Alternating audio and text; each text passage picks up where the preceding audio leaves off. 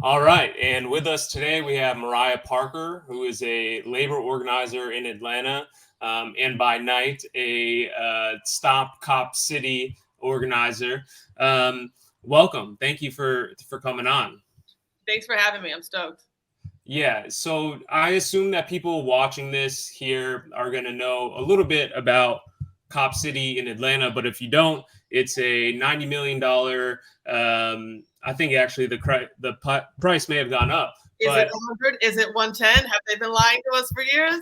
right, it's Probably. a at least $100 million police training facility. It'll take out like 300 acres in the Georgia forest. We also know that this is going to be used to train officers for quote unquote civil unrest, and it comes in reaction to what happened in 2020. We also know that police departments from all around the country, Los Angeles, New York, they will go to Atlanta to train. We also know that the IDF will come from Israel and they will come to Atlanta and train. And so there's so many different aspects to this. And then also, as we discussed prior to getting on, I believe that Atlanta is the epicenter right now for a generational fight. Like we all have to throw down, and it's so imperative that that we win and that the people of Atlanta win. And they shot towards Agita, a 26-year-old climate activist who had their hands up, seated in their tent, and they lied about the story about it, and they said that Tort shot first when really they friendly fired their own officer, planted a gun, and then 40 plus people have been charged with domestic terrorism directly, from Joe Biden's DHS memos. And then the Atlanta Solidarity Bail Fund gets raided, and it was potential RICO charges were discussed, and like this is actual fascist shit. So before we get into it, I just want to ask, how are you doing, and what are the state of things in Atlanta right now? I'm doing great. We just occupied the city, the municipal clerk's office for like 2 hours this morning.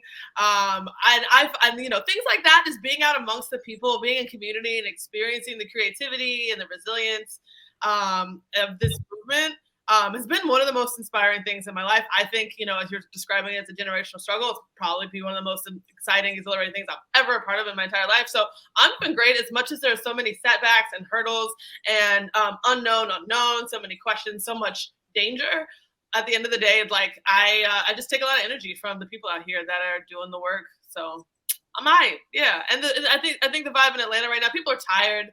June 5th, we had a mass mobilization of 1,000 people who went to Atlanta City Hall to give public comment for 15 hours, almost unanimously against this project. Only 4 people out of 15 hours spoke for the project.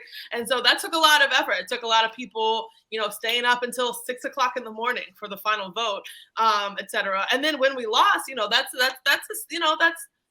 it's felt heavy on the heart. And so at the same time, we're engaging in community care. We're trying to lift each other back up because we got this week of action coming up next week, starting this Saturday.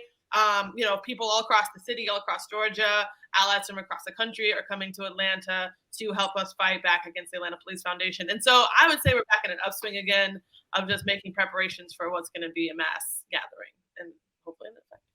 Yeah, absolutely. And we're all watching from all over the country. We're all, trying to throw down as we can. Here in Los Angeles, we've done banner drops and solidarity actions. And yeah, I hope people can get down there for the week of action in the forest. And I also want to ask, like, what's the state of your city council? How many people are supportive of your efforts, and what kind of relationship is there right now with the people of Atlanta and the city council? Well, I got to just tell you a little bit about what happened on June 5th. Please. Because coming into it, it was very unlikely we have the votes to kill Cop City. but there was like a brief hope that maybe we can get it sent back to committee where it could quietly die. And so there was pretty much some like, can I curse on this podcast? Absolutely. There were some whereby sure. the people who needed to look strong and brave standing against Cop City, but didn't actually want the blowback from the corporations, the Atlanta Police Foundation for it, could sink their heels in and say, tonight's the night that this dies, knowing that they did not have the votes for that. Meanwhile, standing in the way of like a middle of the road option that could have quietly killed the project over time. Effectively, the votes were split so that the project ended up sailing through with a majority of city council folks in favor. Wordlessly, mind you, did not give any explanation for why after 15 hours of public comment, they would approve this project. But nonetheless, it has seemed that perhaps we've had some allies. We had a lot of people who ran on the issue of Cop City, that they were going to, they would have voted against the project if they could. The time came for them to actually stand up against the Atlanta Police Foundation, and they caved. And actually just today, it was exposed that a bunch of them were like at a birthday party with like lobbyists from the Atlanta Police Foundation. Like a birthday party, no hate on like, a 1-year-old, it's not their fault. But it really shows like at the end of the day where their loyalties lie. That they want to sound big and bad when it's election time, but then at the end of the day, they're going to cave to the corporations and the police foundation that are behind this project. So the state of things in Atlanta with regards to city council, we don't trust those hoes. Really, at the end of the day, we got two avenues of action that are like kind of fomenting as like, all right, this is how we gonna do it. Direct action has always been critical to the way this movement is operated. We're going to come after, the banks. We're going to come after the insurance companies, the contractors, the corporations funding this. We have, as you said, we have people all across the country, across the world who have been going after these multinational targets to let them know that the participation in this project is not acceptable. And we're going to keep doing that. And now we're trying to just go past the city council straight to the ballot box and try to put this question before the Atlanta public in November through like a referendum process to say like, hey, do y'all want us to repeal the lease for this land? Or are you cool with them having a giant military playground out where kids could be learning about the fish in the river? Right. What do you think? And we think the majority of people are going to be say like, fuck that. We want our forest back. So those are a couple things that we're trying now that city council has clearly proven themselves untrustworthy at best, but just like actually evil at worst.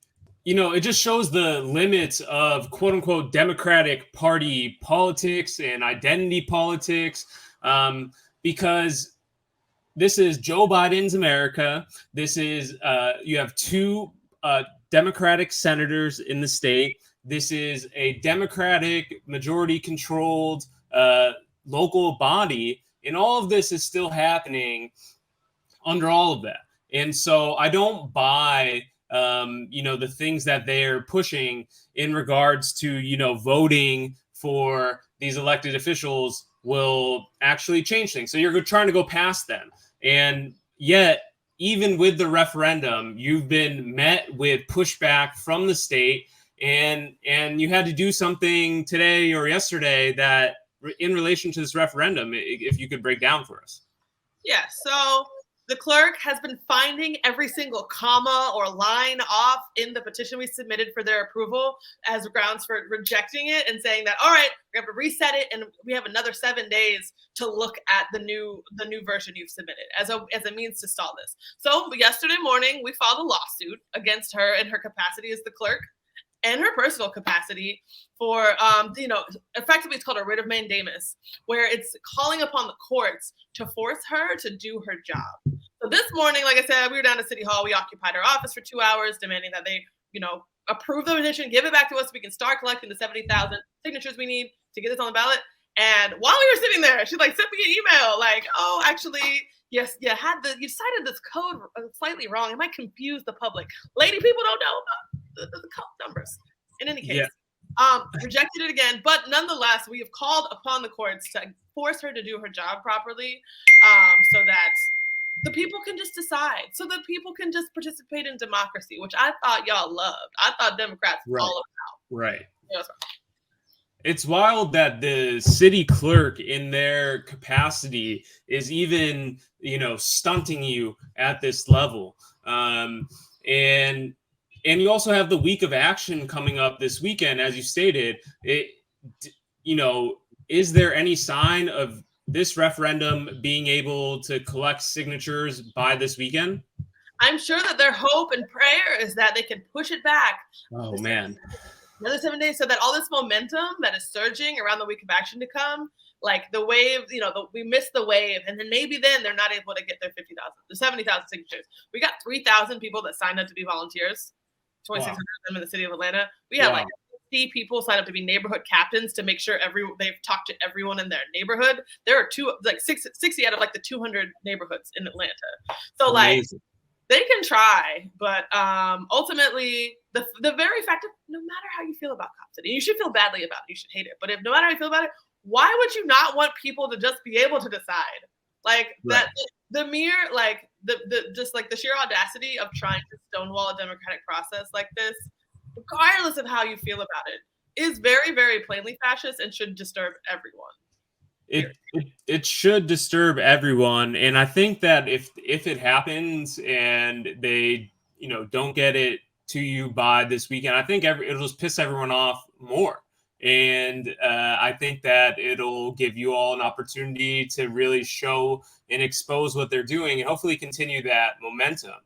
I want to talk about a few more things in relation to this, just kind of about the diversity of tactics. I do want to ask you about the labor movement, but first I want to ask someone on the ground from Atlanta about the outside agitators thing in the media and how this movement has really embraced diversity of tactics, and that meaning all the way to direct action and even sabotage and all of that. And I think there's a lot of important lessons. And I'm not even saying that as a means of the length of action that people are taking. I'm saying that as in there is importance in how we move as a movement, and whether people are judging certain actions people are taking, because I know there are people that don't support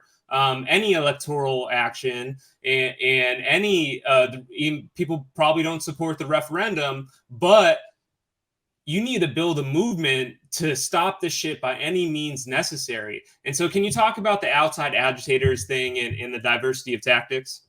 Yeah, let me start with the outside agitators thing. As you mentioned at the top, in documentation that was, found in open records requests, emails from the city, they themselves have said that over half of the people that are going to be trained at this facility are coming either from outside the city of Atlanta or outside of the state of Georgia. So that, to me, point one, seems like a problem that is originating from outside the state in terms of people coming here to do damage to our community. Secondly, we have to look at the sources of funding for the project. So we're dealing with multi-million, billion-dollar corporations who are stealing those wages off of workers all across the United States, perhaps multinationally. And so the money for the project is also an issue of outside agitators coming in and deciding what projects they want to fund in our community. As well, some geographers at Mapping Atlanta, there's some people that, are university researchers in geography. They actually mapped where the main power brokers in in support of the facility live. Yes. Most of them don't live in Atlanta. Most of them don't even live in communities that are majority Black. Most of them don't even live in, they don't live in communities that are working class. They certainly don't live anywhere near the forest. And so again, a lot of the main power brokers for this problem, for this playground, are not from the city of Atlanta. And so we're seeing that a lot of the forces trying to make this happen are far greater in scale than the forces here locally, and they're coming from all over the country. And so similarly, the people on the ground here in Atlanta have cried out help.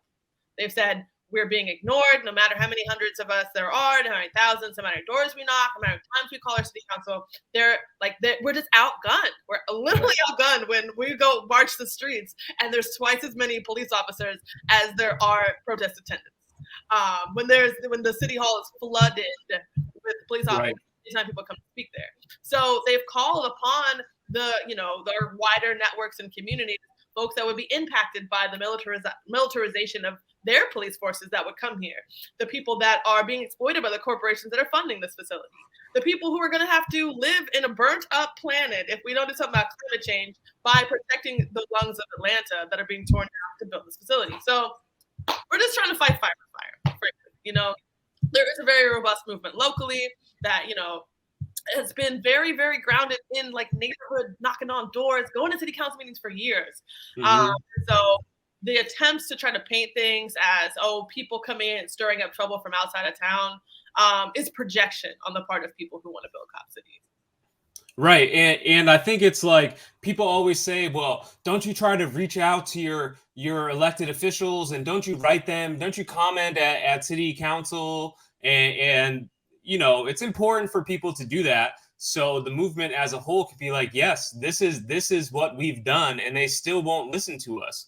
And then another avenue of action that the movement in Atlanta is taking is bringing in labor. And I know that's, you know, part of your day job. And so I wonder if you can, you know, break it down for us, you know, how you're bringing in labor in Atlanta and what workers all over the country, how they can contribute. Yeah. So as I mentioned, a large portion of the Cop City project is privately funded through the Atlanta Police Foundation and donations from corporations that are probably in your own community. Home Depot, Delta, Chick-fil-A, Waffle House, Inspire Brands, which also is like the parent company of places like Dunkin' Donuts, Arby's, Baskin Robbins, Buffalo Wild Wings, stuff like that. So anyone who is being underpaid by any of these corporations right now is paying for Cop City, no matter where you live. If you live in, you know, Edgewood, if you live in, I don't know, Taipei, you are paying for Cop City if you work for one of these corporations, because they're not paying y'all. You know, Right. Chick-fil-A has been fined tens of thousands of dollars just in the last year alone for abusing child labor, in addition to like wage theft claims. So like the money they're not paying 15-year-olds is going to build Cop City. Delta just finished like a protracted years-long fight for a new contract that, you know, guarantees their employees a cost of living increase. They're literally arguing against paying people enough to live with the inflation so that they can build Cop City. And so what, you know, we in like the labor community are trying to do that are aligned with this issue, because not everyone is. Yeah, there's police unions, unfortunately, and makes things complicated. But trying to raise cops aren't workers. ACAB, cop unions aren't unions. Very clear. What we're trying to do is raise the consciousness among workers that like not only are they like taking money out of your pocket that you'd be paying for childcare, paying to go back to school, paying to get a car, paying for your mom's like chemo, and they're putting it into policing you and destroying your planet. And how do you feel about that? And a lot of people, frankly, you know, oh, how many people are for or against? A lot of people don't know about Cop City because a lot of people are not super plugged into politics because they're working at Waffle House for 40 hours a week and taking the bus home, which is taking 2 hours. So you like, you know, right. You have Cop City agitating people around the fact like, yo, how do you feel about, like, if you had $67 million to improve the city of Atlanta, what would you put it into? And not a goddamn flight attendant or someone working at Home Depot or somebody working at Arby's is going to tell you, you know what? I would love it if the cops had a playground to just killing me at. Nobody wants that. Everybody wants affordable housing. Everybody wants more green spaces. Everybody wants free childcare. So I say all that because we're trying to get more workers kind of conscious to the fact that their exploitation is feeding this militarized beast that's being built in their backyard, and hoping that through that we can start having more people rise up against it. Because right now, frankly, the Labor Coalition, you know, AFL-CIO people in Atlanta have not spoken out against the issue. The Atlanta Police AFL-CIO can't building a couple of weeks ago, which is terrifying, and completely unrelated to any of this. Definitely not to keep labor in check or anything like that. But wait, say that again, please. I'm sorry. So they, for some reason, opened an Atlanta Police Department substation across the street from the building in which most of Georgia's labor unions are headquartered about 3 to 4 weeks ago. I don't think that's related whatsoever to the fact that more and more progressive organizations and organizations aligned with the working class are speaking out against this problem. Nothing to do with that at all.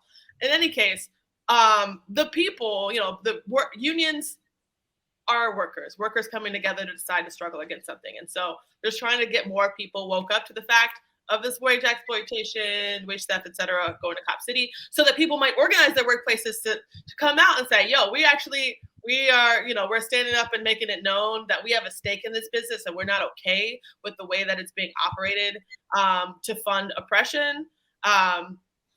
There we go. We got this petition being Hold this up here. Plug this. Yeah.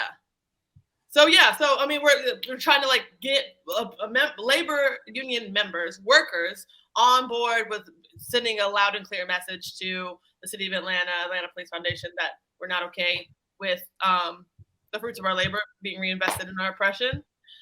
With the hope that as this momentum, climbs, we might have a power at scale to put real pressure on these corporations that are funding Cop City. Yeah, absolutely. So if anyone in the labor movement wants to get involved, they can go to laboragainstcopcity.com. And I think, what we're discussing here is that this movement is so intersectional, right? There's the labor, and then there's climate, and there's the anti-imperialist aspect, training foreign militaries, or what people are going to be going to use Cop City for. It just encompasses so many things that I think there are enough people to come together to shut this down. I just think that it's a matter of will for people to actually throw down. And so I know that we're all rooting for you here. And I think there's also just a general, all of that wrapped together is that capitalism could potentially be the problem. I'm starting to sense that it is the problem. When corporations get to come in and decide what happens to your neighborhood, right? The scale of like, just because I have $30 million laying around, I get to say the cops have a playground in the forest your kids used to play in. That capitalism. And that they have the money to do that, right? And they have, as you explained, they have the money to do that because they're shortening their workers, they're not sharing in on the profits, and they have the ability to do that. And I think another underrated aspect of it is that these were especially made for to deal with uprisings after 2020, right? That they want to use it as a playground to get used to civil unrest. And so capital and the rich people are concerned about what they're fucking turning our world into. And they're like, wow, people are getting really pissed off at us. Instead of fixing any of these problems, we need to train and militarize our police force. So after the people are so far beaten down, they go out into the streets and to express their displeasure, they have a means to fight back against that. Or when we start having food riots because the desiccation of our farmlands under climate change has made it impossible. It breaks down our, food supply chain. Mm-hmm. We can make sure our bunkers are secure. That's, a little dystopian, maybe a little far off, but it also intersects with the issue of climate change and the unrest that's likely to come from that when people just don't have access to like water. People are, just really in dire straits because the situation we left our climate in. Yeah, I mean, like these companies, if there is unrest and their storefronts are potentially being damaged, they have already supplied the police with money and training to come protect their property, and that's really part of the reason why the police exist as is to protect property interests of wealthy folks. And then you look at the crossover between the people in power and the wealthy, and it just you start putting pieces together that although the federal government and corporations are so intertwined, it's even happening so far down to the local. And that's why it's so important to organize your local communities, organize your workplace, organize your household, because the most effective change you can have is with people that you're close with and in community with. Period. Yeah. I mean, one of the most beautiful things about this movement is also how seriously it takes community care. So it's like, yo, organize your knitting circle, organize your soccer team, and not just to like march in the streets, but like make sure that folks have, warm clothes for the winter, good food to eat, things like food distros and skill shares and things that just make our communities more resilient has been such a beautiful way that the movement has built its own capacity and built our alternative systems to the shitty ones we're describing, so that like, fuck y'all, we can go over here and do our thing because we know how to feed our friends and we know how to keep our friends safe.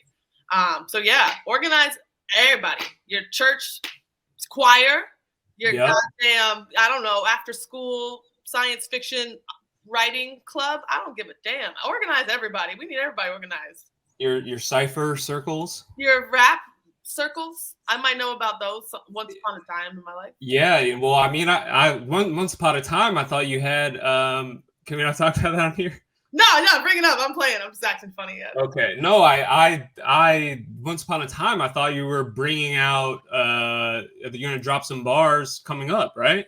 On this podcast? No, not on this podcast. No. Tell me about that. No, yes, please. I do have a show at the Masquerade coming up, Masquerade in Atlanta, coming up with Chris Smalls and Stephen Donziger and Marianne Williamson to raise money for Stevens Diggle Defense Fund and the Amazon Labor Union. It's a part of like a cross country tour that they're doing. And so I do some rap music in favor of liberation on occasion. So I love it. And when what are the odds that Killer Mike comes out in support of Stop Cop City? I'm gonna say it right now. Okay. Killer Mike, I challenge you to a rap battle about our respective positions on the issue of the Atlanta Public Safety Training Center. We only can laugh about our positions about the training center, but I'm gonna whoop that ass. Let's just say. Okay. I mean, I'll make sure that we clip that and we get that out there to Mr. Mike. And he has to. His dad is probably going to be trained there, so his dad will be there. He's holding his hand during the rap. Yeah. So, is there anything else you want to plug before the end of this? Come out to the Week of Action if you're in Georgia, if you're in the Southeast, if you love the environment and want to see it thrive and the people of Atlanta thrive. June 24th through July 1st. There's actions going on every day. Lots of ways to learn, skills for resiliency, take direct action, support the people of Atlanta. If you're in Atlanta, July 22nd, I'll be at the Masquerade with Stephen Donziger and Chris Moss. And check me out on the internet, Mariah FOR Athens. Yes. Thank you so much. People, check out the Week of Action coming up. Follow Defend the Atlanta Forest on social media. Also, we spoke about the referendum. You can follow them at Cop City Vote on Twitter and social media. And tap in by any means necessary. And we are going to be, the whole world is watching. And, honestly, we are behind you, and I really hope, and I know you all are putting in the organizing work and understand that, but you all feel that it is such a big thing, and you're not wrong about that. It is a huge thing, and we appreciate everyone that's throwing down in the way that they are. And this will, set examples for the future. If the fucking state and capital win, they're building cop cities everywhere. They're charging everyone with domestic terrorism. They're going to target bail funds. This is their plan, right? But if the people win, you all will have inspired so many people to fight like you have. We're going to win. Stop Cop City. Cop City will never be built. Stop Cop City.